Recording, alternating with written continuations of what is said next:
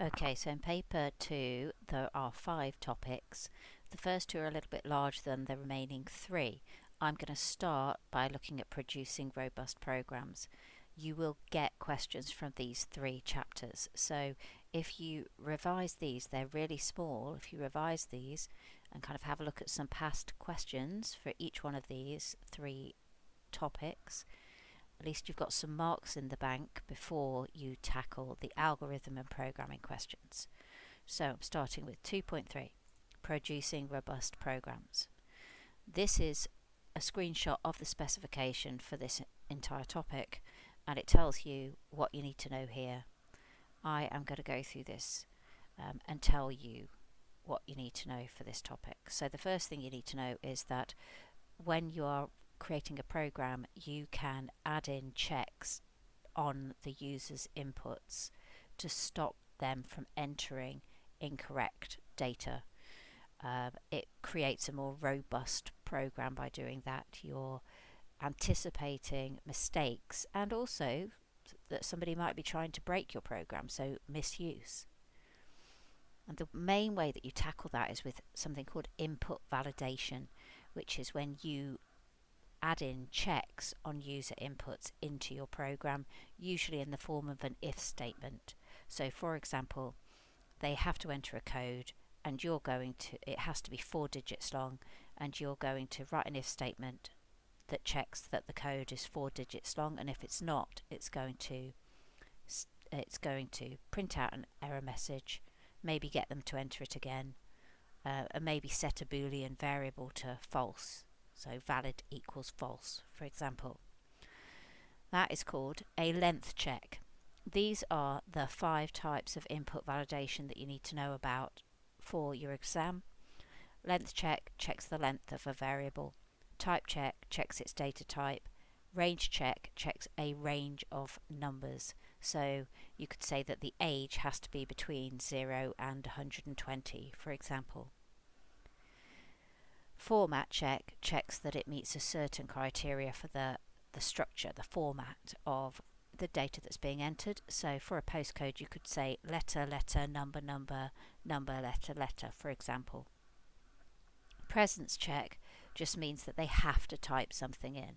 So if you were asking for a product code for some product that's being sold, that would you'd make them have to put that in. So you do an if statement saying that if the code is blank, then print an error, set valid to false, set your valid Boolean variable to false.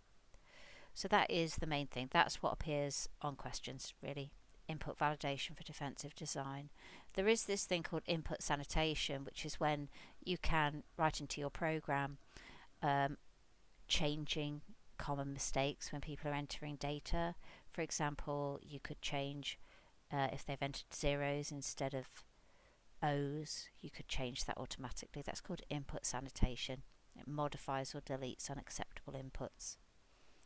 Okay, next thing you need to know for producing robust programs is how to make a program maintainable, or that be easier to maintain.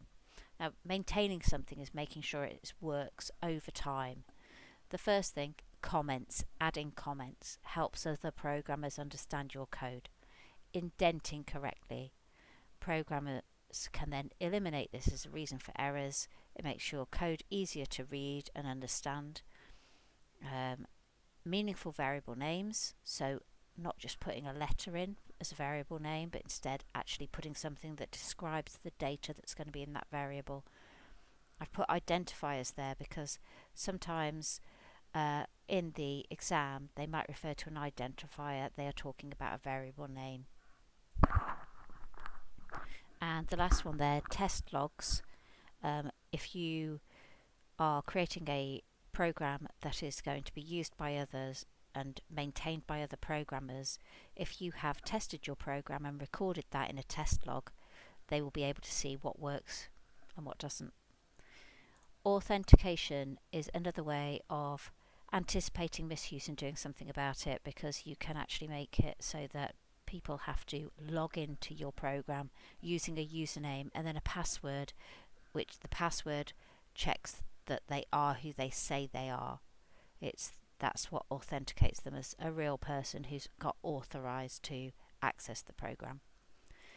Okay, another thing on this topic, producing robust programs, is testing. So testing is when you check things work.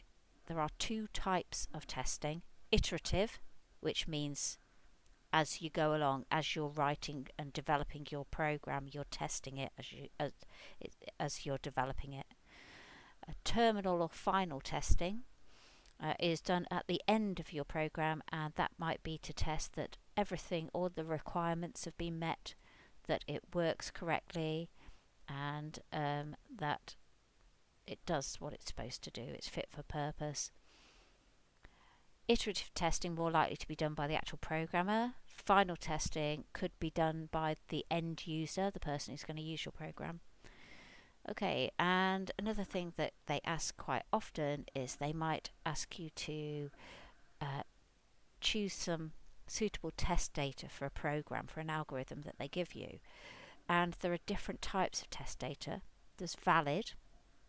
Valid means that it should work. It's the right data. Boundary would be it's right, it should still work, whatever it is that you're testing, but it's right on the boundary of working. So I was talking about that age being between 0 and 120. Boundary data would be 120. Normal or valid data would be 80. Invalid would be 150. It's like data that should not get the correct response. And erroneous is just completely wrong type of data. So that's like you entering a name in the age variable, for example. And we're on to the last bit of this entire topic, which is error types, syntax errors and logic errors. Syntax errors is when you haven't stuck to the grammatical rules of the programming language. So you've missed a bracket or a speech mark. The program won't run. You'll get an error message. Logic errors are harder to spot because the program runs but it does not produce the expected output. Okay, so you might get a question saying, describe a logic error, and you put it's an error where the program still runs but it doesn't produce the expected output. Syntax error. Program does not run. The grammatical rules of the programming language have not been met. And that is it. If I go back to this spec, defensive design considerations, that's input validation really, and logging in. Maintainability, meaningful variable names, indentation, comments. I didn't mention subprograms, but basically chunking your code up into subprograms makes it a lot easier to understand and read and debug. Testing, two types of testing. Iterative, basically as you develop the program, and final/terminal at the end of the program. Syntax and logic errors, the two different types of errors. Does not run, runs. Selecting and using suitable test data. Normal, boundary, invalid/erroneous. Normal, it should work. So in an if statement, it would be like, the thing that is going to be true. Boundary, it's still okay, it still works, but it's right on the edge of working. Invalid, it's not going to work. Erroneous, wrong data type. And refining algorithms is basically, they've put that in there because they might show you an algorithm and they might say, how could you improve this? And it might be like adding a loop, for example. So there we go. Now what I have got here is some example questions. And if I'll just run this slide so you can see it. So this one, describe 2 ways to improve the maintainability of the algorithm. So you've got all of this, but actually it's just asking you for comments, adding comments so that someone else can understand your code, and meaningful variable names. So for example, replacing an A with something to describe the content of that variable. Let's see. Meaningful identifiers, meaningful variable names. To describe, show what they store or the purpose of the variable. 2 marks for that. an example of a meaningful variable name, you would have got a mark for that. Comments, to make it easier for the programmers to follow. So there you go, there's your 4 marks. You could have written about subroutines. You could have written about constants. Constants is when you have some data and it never changes when the program runs. It cannot change. So you don't actually use constants properly in Python. Moving on to the next question. Oops. Oh, I've gone a bit too far. Hold on a sec. Oh, I've accidentally shown you the mark scheme here, but that doesn't matter. Right, so this one, you had to write a little program to do some data validation basically. Write an algorithm, take the height as an input, output valid or not valid depending on the height. So the height has to be between 40 and 180. That's the algorithm there, look. Enter the height if height is greater than or equal to 40 and height is less than or equal to 180, then print valid, else print not valid. But down here you've got your test data, and you have to now, using this algorithm, put an example of normal data. 50 is in between those two ranges. Boundary right on the edge. 40, you could put 40 or you could put 180. Erroneous, something just completely wrong. I mean, you could do 300, that would be fine, you'd get the mark for that, or you could type some text in, that would be fine. State what is meant by the term syntax error. Give one example of a syntax error in a program. Missing bracket, missing speech mark. Definition: does not meet the grammatical rules of the programming language. The program will not run. Breaks the rules, grammar of the programming language. Stops the program from running. I mean, you only need one of those to get that mark, and then you need the example. Misspelling a keyword, missing an extra symbol like a bracket. And I think I'll stop there. You could read that yourself. Okay, this one gives you a program. Identify the line number of the 2 logic errors. So the program's still going to run, but it's going to produce the wrong output. A student writes an algorithm to input 2 numbers and adds them together to create a total. If the total is between 10 and 20, success is output. If the total is not between them, warning is output. Right, input a number, input a second number, total equals number 1 plus number 1. First logic error there, it should be number 1 plus number 2. So you're going to put 03 and then you're going to put your correction. Total equals num 1 plus num 2. If total is greater than or equal to 10, then print success. Well, that's not right, is it? It's got to be between 10 and 20.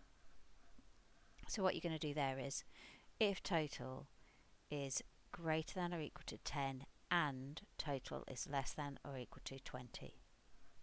Line 4. There you go. Okay, oh, I haven't hidden the mark scheme here as well, but that doesn't matter. Let's have a look. A program allows users to search for and watch videos. Users give ratings of the videos they watch. Describe one method of defensive design that can be used when creating the program. Authentication, using usernames and passwords. Anticipating misuse, so stopping the user breaking. You see, that's quite vague. I would have gone for validation probably. Allow sensible data to be entered. Oh look, there's input sanitization, removing invalid special characters. Anyway, another syntax and logic error. Syntax error, we've been through that. Let's look at the mark scheme. And that is exactly what we would expect, isn't it? Logic error, it still runs. Produces incorrect, unexpected result output that the program runs. Here's one where you've got to find 2 logic errors in the algorithm. So pseudocode algorithm totals all the numbers in the 0 indexed array scores. So scores is a list. So it's total equals 0 for score equal 1 to scores.length minus 1. Scores score count. So this is a loop variable. It keeps track of the number of the loop that you're on. and it goes up by 1 each time. It's really useful for lists because it'll pull out each item of the list one by one. The only problem with this is lists start at 0. It's indicated that there, look. So this would not pull out the first item. So I think if we change that to 0, it would pull out the first item of the list. Total scores blah blah, blah equals totals all the numbers in the 0 indexed array scores. Well, that's not right, is it? Line 3. Shouldn't that be total equals total plus scores score count? I think so. Let's check the mark scheme. Right. Yes, we've got to change that to 0. That's a hard one. A lot of students are going to miss that. And then this one, again, it's not easy, but total equals score count, scores score count plus total. That's going to add up what's each item that's in scores and add it to the existing total. That's a hard question, actually.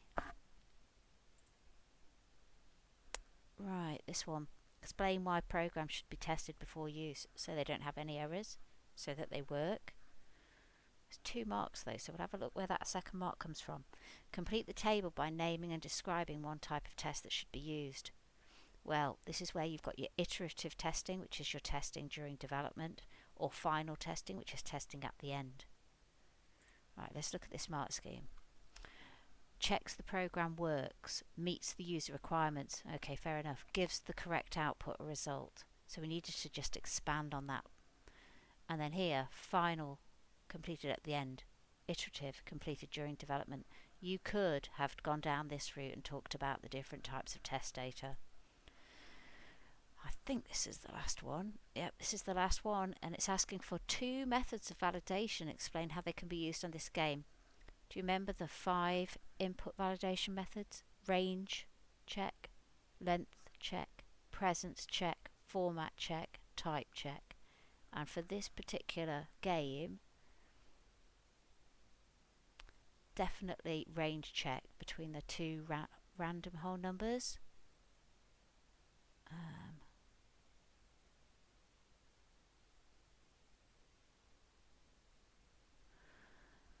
And I guess presence check. You could do presence check, couldn't you? To make sure they actually enter a number. Yeah. Actually, you could have put any of them, as long as you've got a reasonable kind of description of how it relates to this game. You would have got the marks. Okay, that's it.